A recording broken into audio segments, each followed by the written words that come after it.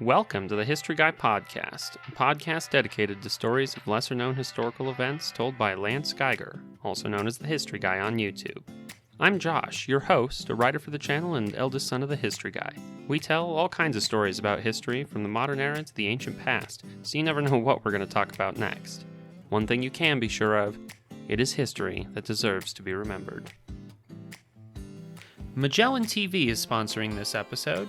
It's a new kind of streaming service that aims to bring you the best documentaries from around the world. On today's episode, we're going to talk about two extraordinary individuals who earned medals of honor during the Civil War. First is the story of Mary Edwards Walker, the only woman to ever earn a Medal of Honor. Then there's the story of Thomas Ward Custer, younger brother to the famous George Custer of Custer's Last Stand fame. Without further ado, let me introduce the History Guy. The Medal of Honor, the United States' highest award for valor, was established by the United States Army in 1862 to recognize those soldiers who distinguished themselves by gallantry and intrepidity in combat with an enemy of the United States. Since that time, 3,459 Medals of Honor have been awarded, and only one has gone to a woman, Dr. Mary Edwards Walker, and hers is a story worth remembering. Mary Edwards Walker was born in 1832 in upstate New York, the youngest of 7 children. Her parents were farmers and free thinkers. The free thought movement was a movement that challenged authority and tradition and thought that truth should be derived from logic and reason. And it was that upbringing that not only allowed her to escape traditional gender roles of her time, but to develop a fierce sense of independence and justice. Mary's parents were determined to give all of their children a good education, and she studied at Valley Seminary in Fulton, New York. She always had an interest in physiology and anatomy, and so she worked as a teacher in order to earn enough money to be able to attend medical school, graduating with honors from Syracuse Medical College in 1855, the only woman in her class. She struggled, though, to build a successful practice, as female doctors were very rare in that time and often not trusted. When the war started, she volunteered with the Union Army, seeking a commission as a field surgeon. But the Union Army didn't hire female surgeons, and so she was only allowed to serve as a nurse, which is how she served after the Battle of First Bull Run. She then started volunteering her services as a field surgeon and treated soldiers after the battles of Fredericksburg and Chickamauga. But finally, in 1863, she was hired as a contracting acting assistant surgeon, the first female surgeon in the Union Army, with the pay of a lieutenant, although she was still a civilian. She didn't much care about rules or the enemy lines. She would go where she needed to go to treat people, and she would frequently travel behind enemy lines to treat civilians in need, say to deliver a baby or treat someone that was sick. And that's what she was doing in April of 1864 when she was captured and arrested by the Confederate Army as a spy. She was held as a prisoner of war until August of that year when she was finally exchanged. She continued in federal service and was made acting assistant surgeon to Ohio's 52nd Infantry Regiment. She also managed a hospital for female prisoners and later managed an orphanage. She was recommended for the Medal of Honor by General William Tecumseh Sherman and General George Henry Thomas, the Rock of Chickamauga. There's no record of the original nomination, but when the medal was awarded by President Andrew Johnson in 1865, it commended her because she dedicated herself with patriotic zeal to the sick and wounded soldiers, both in the field and in the hospital, to the detriment of her own health. She always said that she got the award because she was the only doctor brave enough to go behind enemy lines to treat people. Throughout her life, she showed the independent thought of her upbringing, and one of her great causes was dress reform. She believed that women's fashion of the day was injurious to health. She complained that corsets were restricting and that large skirts with multiple petticoats were not only uncomfortable and restricting, but they also collected dust and dirt. She wrote 2 books on the subject of dress reform, complaining that women's fashion was not just dangerous to the health, but also expensive. She would often dress in a mid-length skirt and men's trousers, which she felt was much more practical and protected the woman's modesty. But later in life, she would often give speeches in full men's formal dress attire. She said, "I don't wear men's clothes, I wear my own clothes." While she was passionate about that cause, it was one of many. She was also part of the temperance movement. She was an abolitionist, and she was a suffragette, and she testified before Congress several times on the issue of women's suffrage. In 1917, the Army did a review of their Medal of Honor rolls and removed 911 names, including Mary Edwards Walker. The reason they revoked her medal was that she was actually a civilian at the time and that her deeds were not in combat. But her medal was returned posthumously by Jimmy Carter in 1977. In her life, she had so many causes. For example, during the war, she realized that there were lots of women who were coming to Washington, D.C. to visit injured soldiers, brothers or husbands. And so she started a society to help women who were visiting the Capitol find a safe place to stay and to find their loved ones in all the many area hospitals. And after the war, she passionately advocated to provide pensions to Civil War nurses and argued that they should be given the right to vote in gratitude for their service. All her life, she had to struggle to make a living. She was never able to establish a successful medical practice because, sadly, in her time, people just did not trust female physicians.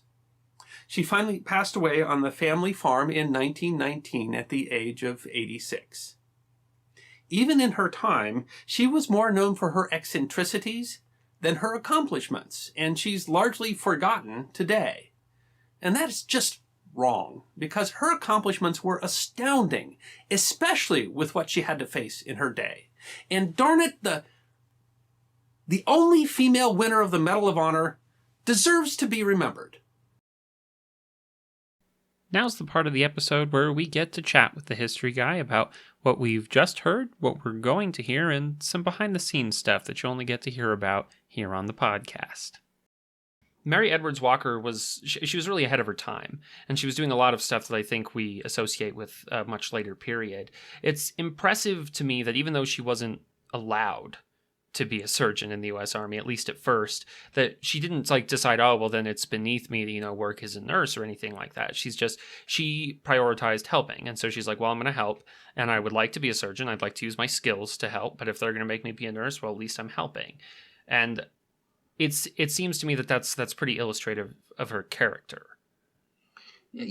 She was relentless, but yeah, she was working a long time without clear pay, and she wanted to help. So, part of the issue was that as a female doctor, she was having trouble with private practice. But the issue really was that this war was going on, and she wanted to contribute because she believed in the cause and because she saw the suffering and she wanted to alleviate it. And so in many ways, she was an extremely brave individual because a lot of people would have simply walked away when they were being rejected. And instead, she was persistent.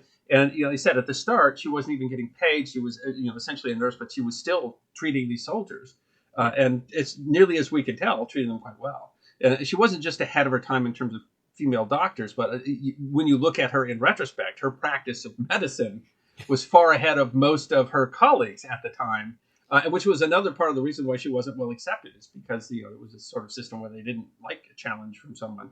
She clearly was a compassionate person who simply wanted to help in any way that she could, and there's every reason to respect that. She just kind of exudes this energy of, I'm going to do what I want. She has to work within the system that she's given. So, but she was even able to eventually be accepted as a surgeon, right? And she was even paid. Well, she was never officially an Army surgeon. That would come back later. Because the Army Surgical Corps simply would not accept her. There's stories about that, but she went into some sort of meeting, and they asked her questions, and it was clearly set up to fail. They were not going to believe whatever she did. Yeah. And essentially, they said that she would only be useful in childbirth. And so she was not able to actually get a commission in the Army, which is interesting. But she still was able to essentially go perform as a surgeon because she had officers, high-ranking officers, who had seen her work and who respected her and who allowed her to be in that position. And so they recognized to the skill, and she was persistent enough to make sure. That's how she operated as an assistant surgeon for the Illinois regiment that she did, is because she had that support. But she was never actually, she was only ever a civilian contractor. She was never actually able to enter the Army Medical Corps. And honestly, she afterwards sought, after the war, she sought a commission in the Army Medical Corps. and the Army Medical Corps was just against it. So despite the fact that she had high-level people supporting her, Lincoln knew that he could not go against the officer corps. This is immediately before Lincoln was killed, but that he couldn't go against the officer corps, the medical corps, in terms of appointing. And the reason, really, that she was given a Medal of Honor, which there were no standards for the medal at the time, the reason she was giving it is that he said, well, I can't really give her a commission in the Army like she wants, but we can give her this medal. And that's how she got them. So the medal wasn't given for some particular act of bravery. It was really given because that was the only way they could really recognize her at the time. Yeah, recognize any of the service she'd done, since she wasn't going to be able to get any other kind of recognition. And that's interesting, and it's reflective of many women's struggles trying to be recognized for their services. That receiving a Medal of Honor was almost an insult. I mean, it was almost like, I'm dissing you. I can't give you a job, so here, walk away with this. Placate. Yeah. And then later come back and take it back. Yeah. She was a brave person who did things because she had compassion. She apparently did them well, and she deserved respect, and she had to fight for that respect because of the time. And that's really all stuff that's worth talking, as well as just an interesting life with the things that she did. I mean, it's a historical figure.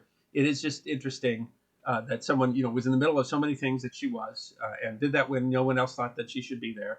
And the question, still, was she working as a spy for Pinkerton? I mean, like she claimed, we really don't know. What we do know is that she was willing to go into the parts of the country where the lines were fuzzy, where she could get captured, in order to treat civilians who were in need of medical care. And the other doctors weren't willing to do that. And, whether she was doing that on behalf of Pinkerton, where she thought it was, that being a doctor could be an excuse for her to, survey the troops, or whether she did that just because she thought people shouldn't go without medical care just because there's a war going on. Either way, that, marks her as a very brave person. And someone, I've never done anything that brave. I've never risked myself that others might live in the way that she did. It's certainly brave, because you're right. I mean, whatever her reasons were, and whatever her goals were when she was going out there, it's certainly admirable to say just going over there to help people who are not getting medical care. I mean, that's incredible. But it's also incredible to think that she decided, well, I'm going to go be a spy also, because either way, she was probably going to be suspected as a spy, and she was. And she had to be aware. And she was, of the risk. Yeah, well, I mean, anybody that was crossing those lines knew that there was a risk. Yeah. But but you can see, if you understand Pinkerton, you can see why he might be interested in that, because she is someone that he knows is going through those lines, and is someone that is talking to the local population, and therefore someone who had a better ability to understand, say, strength of the enemy than almost anybody.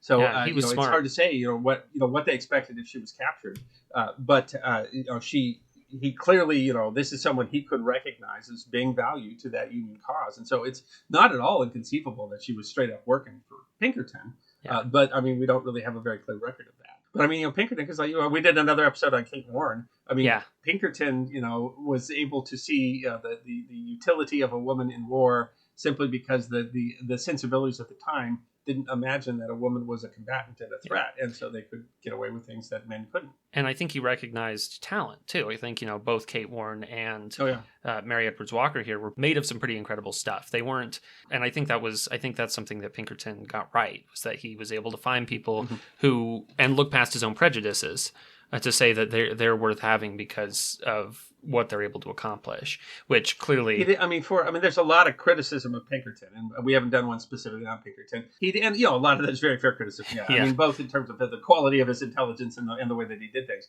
and even afterwards too. But certainly he recruited some incredible spies, and it wouldn't be a shock to me if that included Mary Edwards Walker, because she would have been a good chance for an intelligence officer. I mean, she simply could have provided him with things that he might not be able to get. And ends up, because of that, ends up becoming a prisoner of war in a way that, she almost died in the camp. I mean, if they hadn't exchanged her out, then she didn't think she was going to survive. Yeah. And despite her getting that Medal of Honor taken away and then very posthumously returned, she was well after she could appreciate it. Well, the funny thing, she worked her whole life. When they took the medal away, she's like, I don't recognize that. I'm going to keep wearing my medal. And there were others that did that too.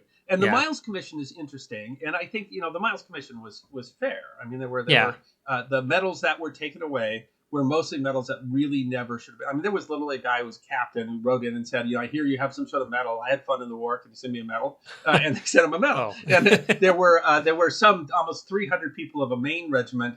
When Gettysburg is going on, they're trying to get every troop that they can there. This was a short enlistment regiment, and their enlistment had run out. And they had never been in combat. They had never done anything but garrison D.C., but they were entitled to go home. And essentially, they said to him, we need someone to watch the gate, while we send the actual troops out there to fight the Rebs down in Pennsylvania. If you stay for an extra, 5 days, we'll give you a Medal of Honor. And that was like 3, and then we'll give you, and another chunk was the people they gave the medal to everybody who accompanied Lincoln's funeral procession. And clearly those did not meet the idea of what a medal should be. I mean, there are a lot of medals of honor given in the Civil War that you wouldn't have gotten a medal of honor for that today. But they didn't have the whole system that we have today. But I mean, those were ones that should never have been given. Yeah, so we came up with the rules, and you're protecting the integrity. And it took away Mary Edward Walker's medal, but it also took away Bill Cody's medal because the Indian Scouts that had gotten these medals were not actual in the Army, and that was one of the requirements of the medal. If you honestly look at it, she didn't do any sort of act that would generally earn a Medal of Honor. I mean, she's essentially earning a Medal of Honor because of the things we talked about before. She did things even though they weren't going to let her, and this is kind of the we can't pay you back in the way that you should have been.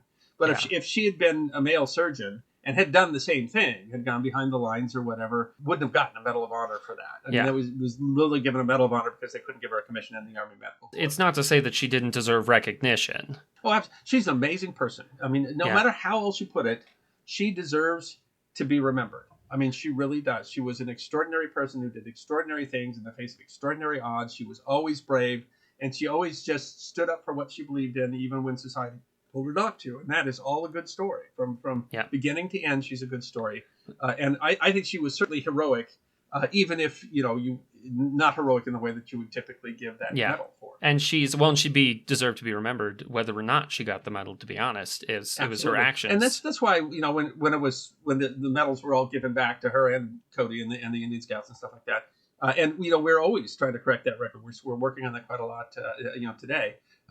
That was to recognize that, this is someone who deserves to be remembered. And I agree. I mean, you could, there are people who might disagree with me. And certainly if you get a Medal of Honor today, you've done something much more brave and self-sacrificing. But I think that the medal recognizes something that deserves to be recognized. And that's why we did the show on her. Kind of separate from her war stuff, she held some very strong opinions.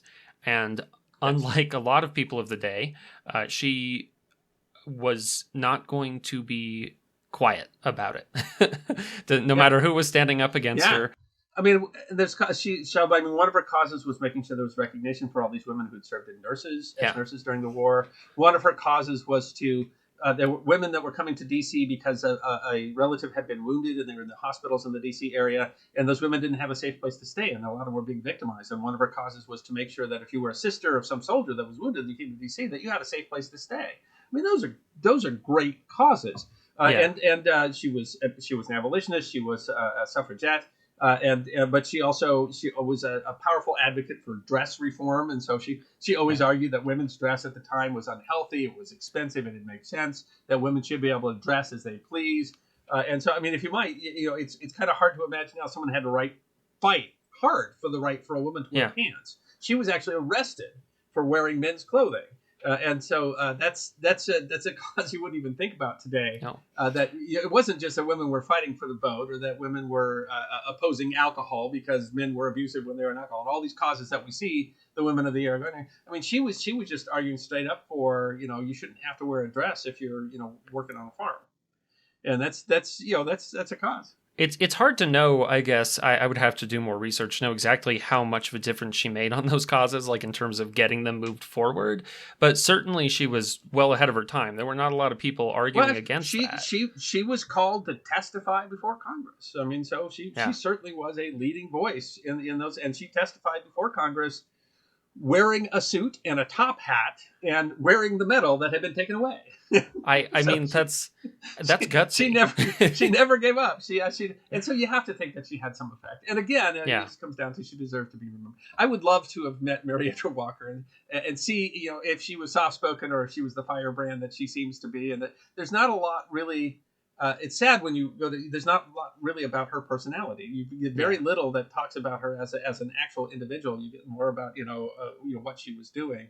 And I think it would be interesting to see what she was as a personality. But I mean, if you think about that today, today a woman can become a doctor, and a woman can get a good practice as a doctor. So would she today, she would have gone to medical school and just gotten a regular practice, would she have ended up being the woman that she ended up being? I don't know. Right. I mean, part of Hard it was to know. the circumstances what makes it happen. So I that was a fun episode to do. She's an incredible person. She's someone that everybody should know. She deserves some kind of medal, even though we see that medal so completely different today. Yeah. Magellan TV is sponsoring this episode, and we'd like to thank them for continuing to make this podcast possible. And now we're going to do a segment that we regularly do. What have you been watching on Magellan TV lately? There's always so much to watch on Magellan. I was watching a nature documentary that just kind of stumbled on. I have a house full of cats. And so I was, there's a bunch of documentaries on Magellan about tigers. And it's funny because I have little tigers in my home. And there's this one, it's called India Tiger. And there's a mother tiger and she's got two cubs and they're on this Indian preserve and they're trying to figure out which of the cubs is actually going to end up being the one that grows up to be kind of the ruler of the preserve. You're through the whole thing rooting for these two cubs, or which one's going to be the queen. It's really an interesting story. We did an episode on killer tigers and on the leopard-root prag and some of the killer tigers and stuff. And they're very interesting creatures, and they are so, when you watch them, they are so just really big house cats. I mean, more so, I think, than lions, is that if you really watch tigers and how they behave, I'm like, that's my cat is doing that right now. And if my cat was that large, she would probably eat me. I've really enjoyed it, and you end up in the end, it's just kind of it's almost like a contest, and it's very much worth your time. One of the things I love about Magellan is that, it's not just history documentaries. There's these nature documentaries, there's science documentaries, there's true crime, there's anything you want to watch, it comes on Magellan TV. Truly an endless collection. Well, it said like more than 3,000 documentaries. I don't have time to watch 3,000 documentaries, so I don't know. I'll never watch them. They produce more new ones than I can keep up with, and so it's always a catalog that's always something great to watch. And they're always high quality. I haven't run across one that I'm like, oh, well, I wish this could be.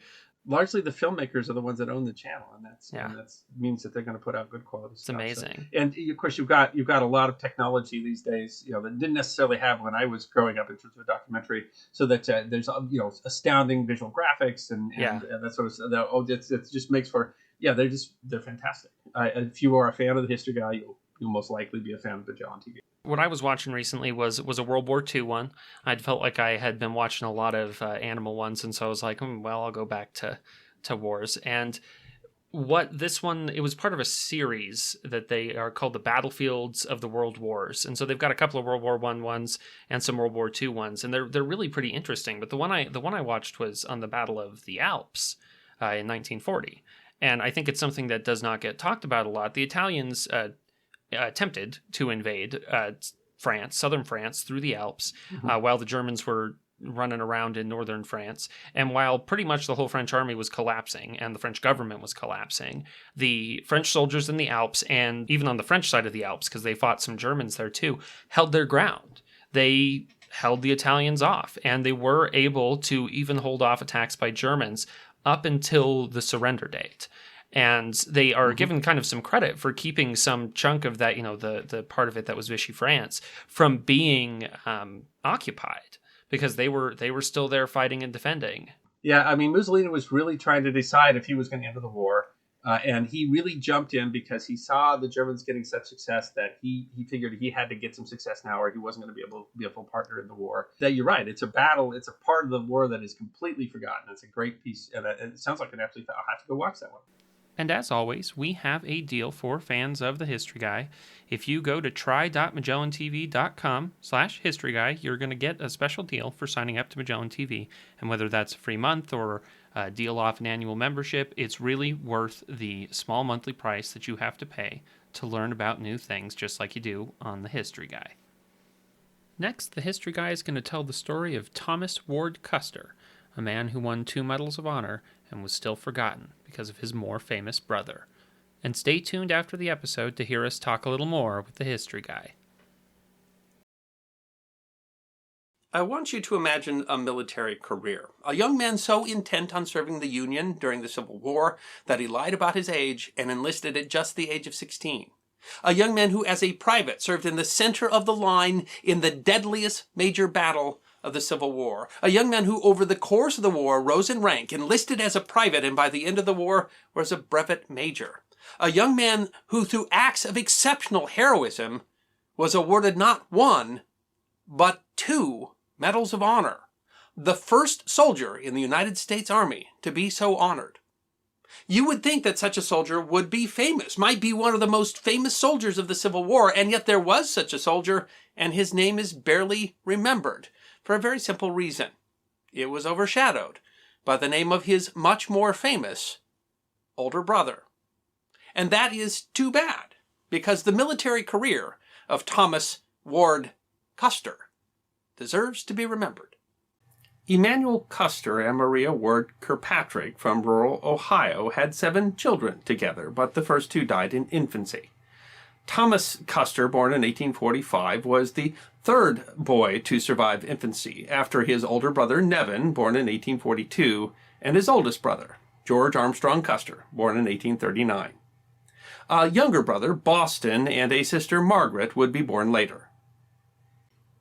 George Custer, who the family called Autty over his first attempts to pronounce his middle name when he was a toddler, was a charismatic, handsome, and athletic boy, and he set his mind on a career in the military. He secured an appointment to West Point and graduated as an officer in the U.S. Army in 1861, just a few months after the first shots of the Civil War.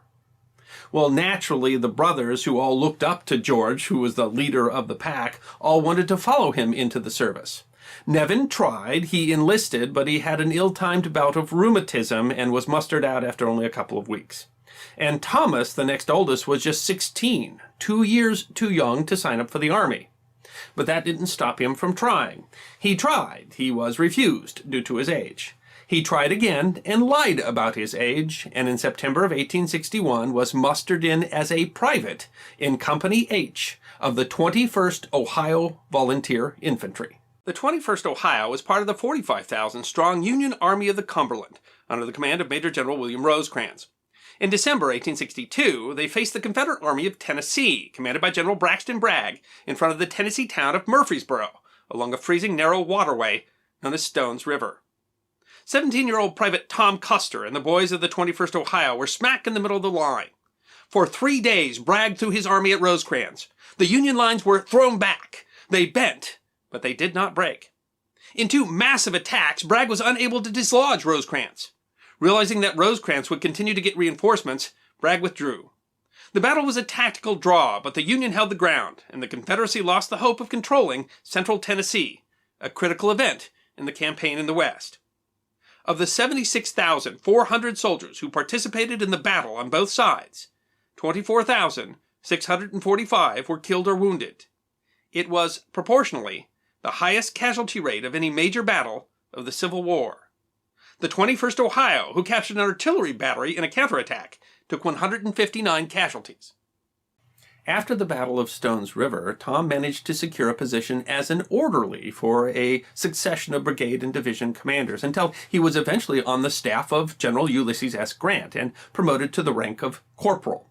It was in that role that he saw some of the most vicious battles in the West, including Missionary Ridge and Chickamauga. But in October of 1864, Autty, who was by then a brigadier general of cavalry, managed to secure Tom a commission as a lieutenant in the 6th Michigan Cavalry and a position as his brother's aide-de-camp.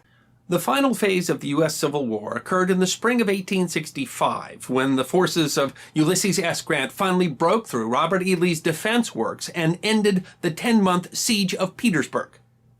But Lee and the Army of Northern Virginia managed to escape, and Lee realized that his only hope of continuing the war was to reach North Carolina and join up with the Confederate Army there under the command of General Joseph Johnston. Grant knew that if he could prevent Lee from getting to North Carolina, he could end the war.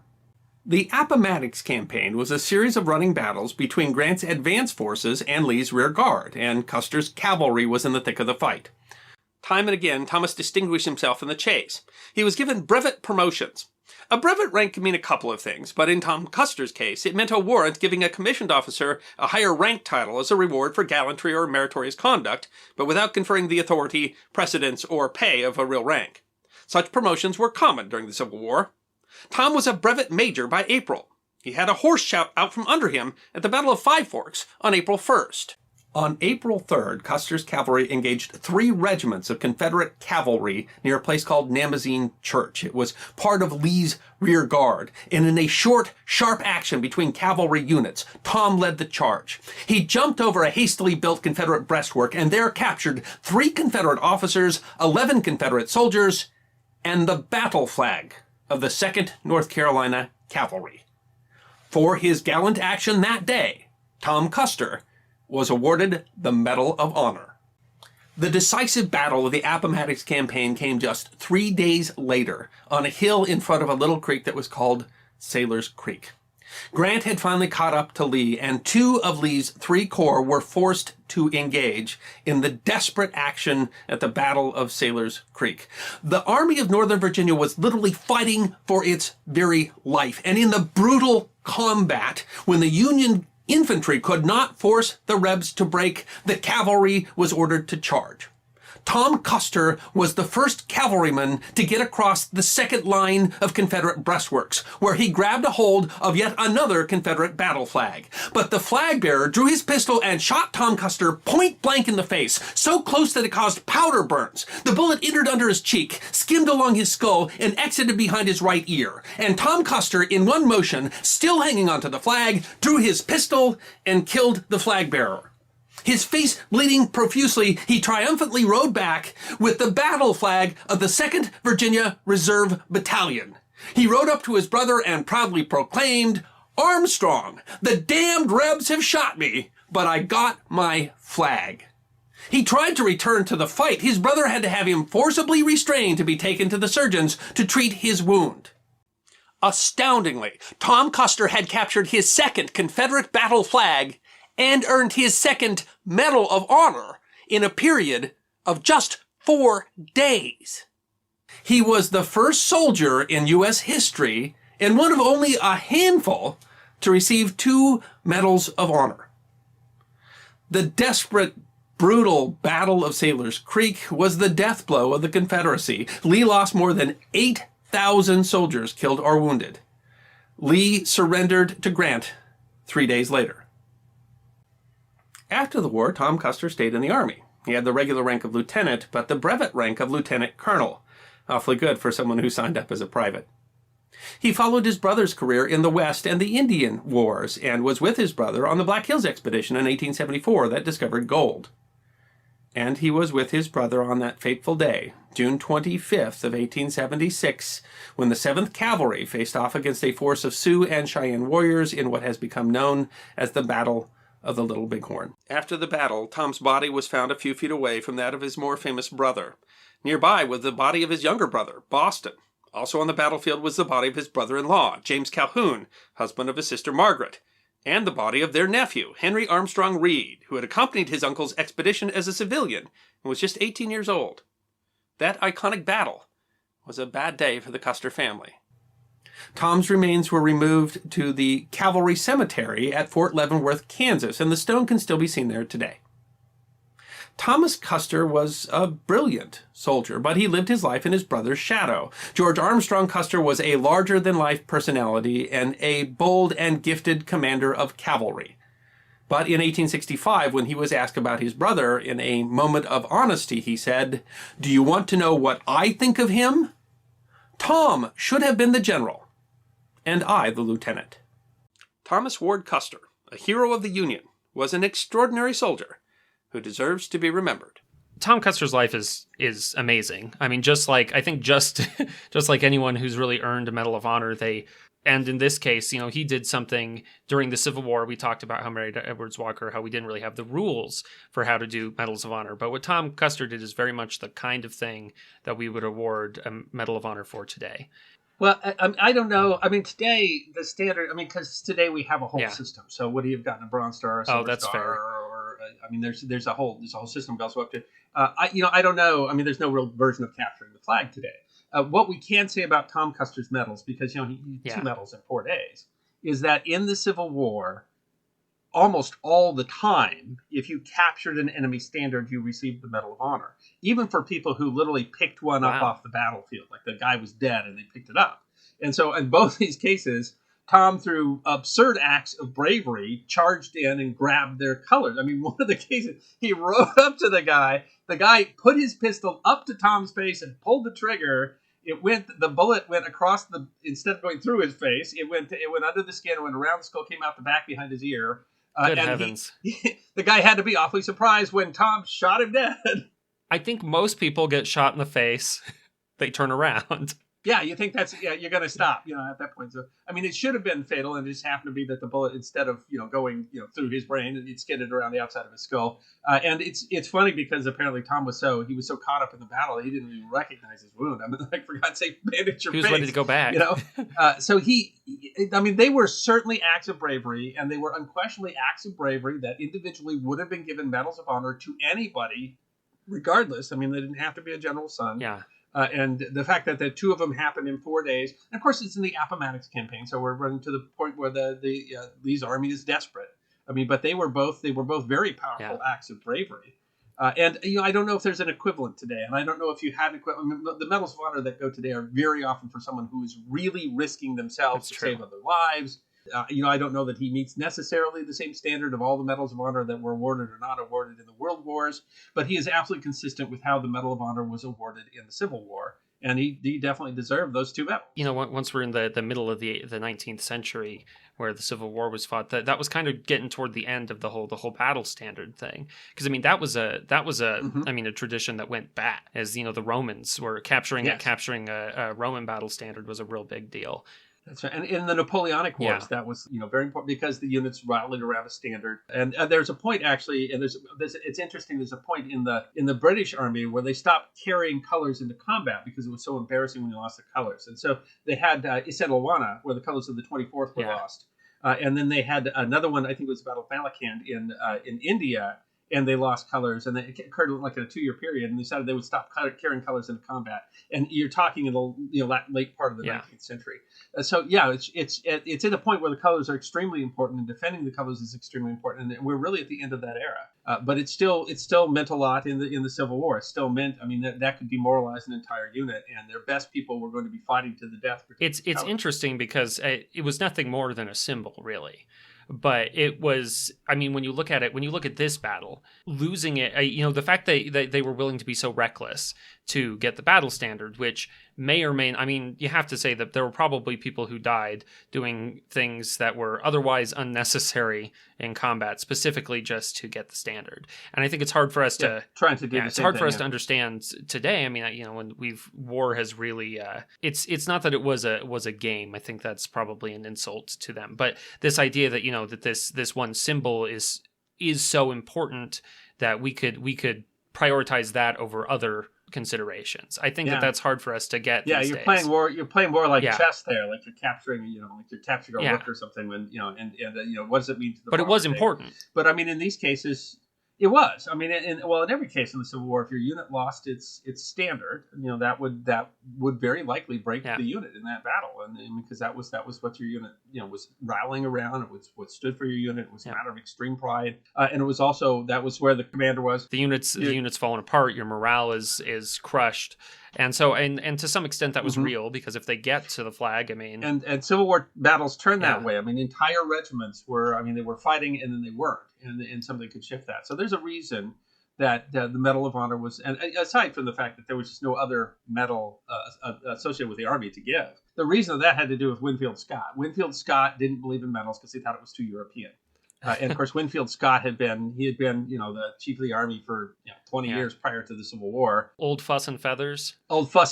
He's an amazing guy. I want to do an episode on him sometime, because you were talking to a guy that was an officer in the War of 1812. That was still an officer in the Civil War.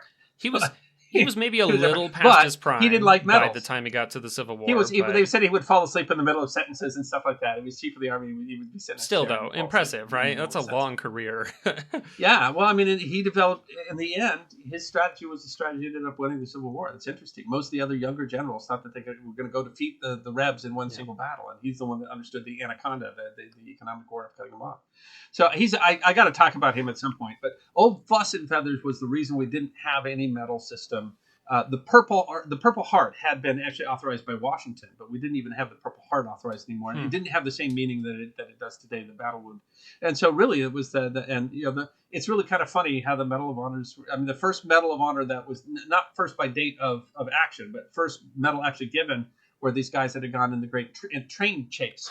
And that is these guys, they snuck behind the enemy lines and stole a Confederate train, and they were driving around ripping up the rail behind themselves, and they were being chased the whole time. And some of them got away and some of them were caught. And so they had ordered these medals. They didn't know what the rule for the medals would be. They brought these medals in. Stanton, Edwin Stanton, the Secretary of War, was there, and he's like, "Oh, hey," he's shaking hands with these guys that had done the great train chase, and he's like, "Oh, hey, you know what? I got medals back here." So he goes, opens the new box of newly minted medals, and he hands them out. There was no act of Congress to decide, if they earned the medals. He's just like, "I happen to have medals, and you did some great stuff." It just seemed like the thing to do.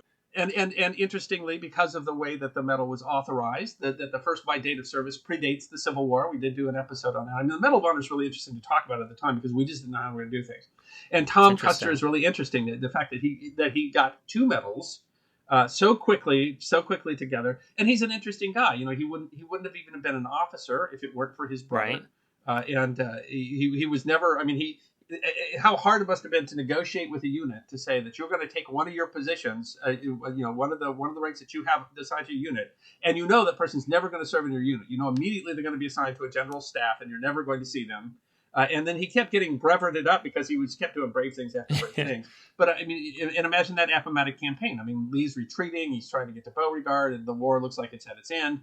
And everybody is trying to push for that. So Tom Custer, I mean, he's another one. I would love to talk to Mary Edward Walker and see what she's really like. But Tom Custer, I would really like to have, seen what he was like in battle and see if it sounds almost like he was like a berserker, Yeah. And, that level of bravery, yeah. It's difficult to know exactly where, from the sources that we have, was he just a crazy, reckless young man? Because, I mean, to some extent, I think some of the bravery, I mean, a lot of the stuff that gets earned Medal of Honors, you're deliberately putting yourself in danger. And that you may be able to call that reckless, but the whole point is that you're doing that for somebody else. I mean, the point is that you're in danger. I mean, or was he ambitious? Because he was getting these brevet promotions for these acts. I think he actually was someone who was just straight up caught in the heat of battle and wanted to make a difference. But I don't know. It would be interesting to find out. Yeah, I mean, he was well respected when he was off fighting. Then later in the Indian Wars, terrible fighters. As someone who was just fearless and fierce. And because of that, actually, at Custer Battlefield, his body was particularly mutilated because he was seen as being such a powerful. And they were warrior. able to recognize that. He's an interesting guy. Custer Battlefield's so interesting anyway. I mean, there's could be the Battle of Greasy Grass, the Battle of Little Bighorn. It's great to call it Custer Battlefield because there were 5 Custers there that died, so it's an interesting story all around. But it's just at least it's an exciting story because almost everybody in America knows who George Custer was. Yeah. I mean, they remember that name. I think far less known that he even had a brother, more or less that his brother was the recipient of 2 medals of honor. Yeah. And I mean, at least some might know that he died right there on Last Stand Hill with George. But he's again, however you want to put it, whether he was crazy, whether he was brave, whether he was, just berserk or whatever you want to say about him, he deserves to be remembered. Yeah. He was certainly a character.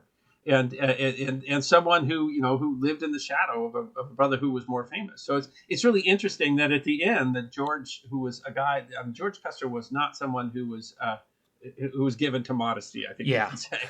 And yet in the end, when he talked about his brother, I mean, he was in awe of his younger brother and what his younger brother did. Yeah, you had mentioned that he wouldn't have even served and been able to do a lot of this stuff if not for his brother. And it makes me wonder a little bit. I mean, was he always going to be overshadowed by his brother, even if he had served with somebody else? Because you wonder, if he had been able to make a bigger name for himself serving with someone else.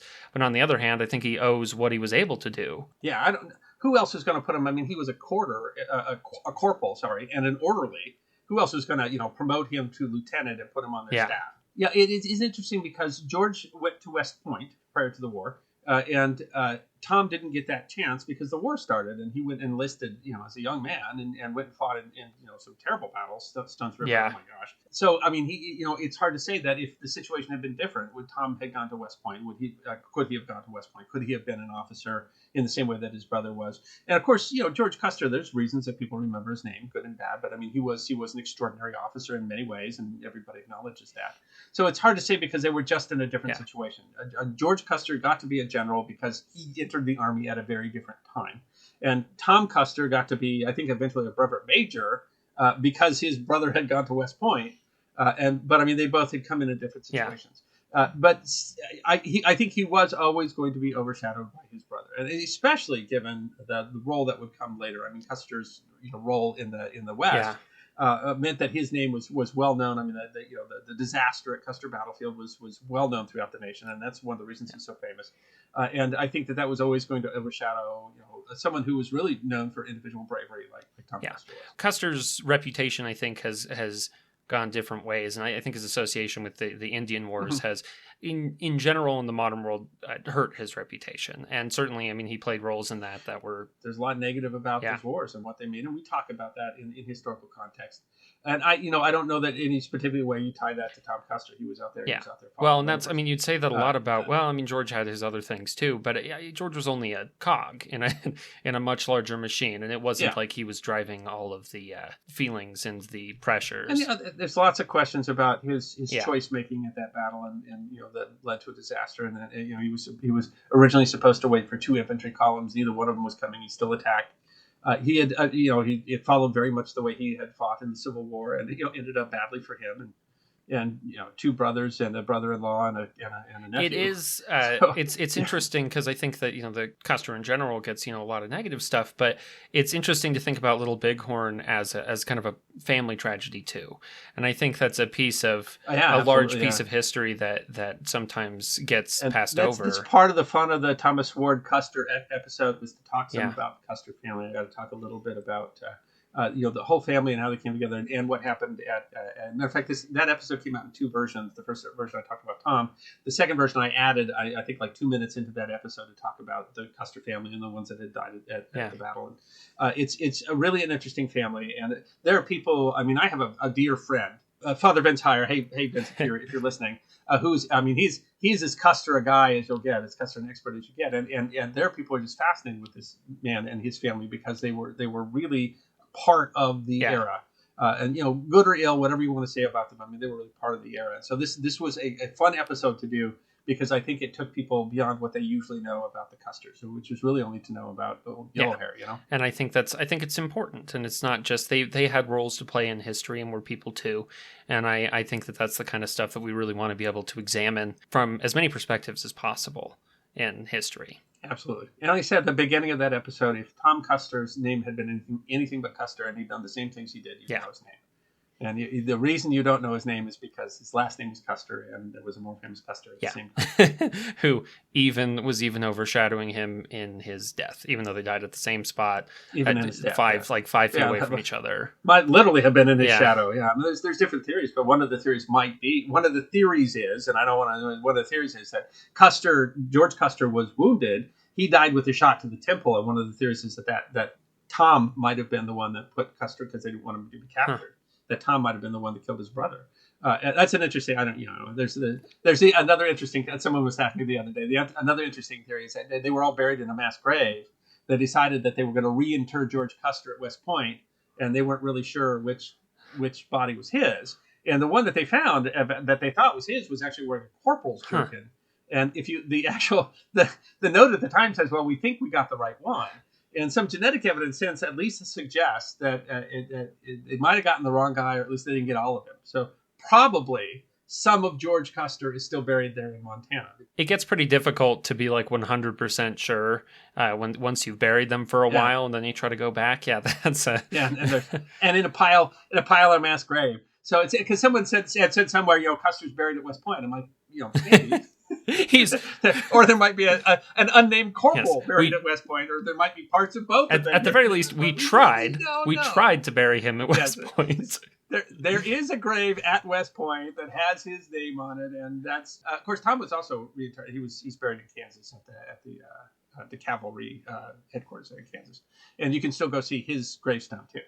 But I wonder if it's the same question if they really did identify, for sure. Especially when you're just doing it by sight at that point. You're like, oh yeah, I'm pretty sure this is him. Yeah. Yeah, I don't. These buttons look roughly right. This must be them, right?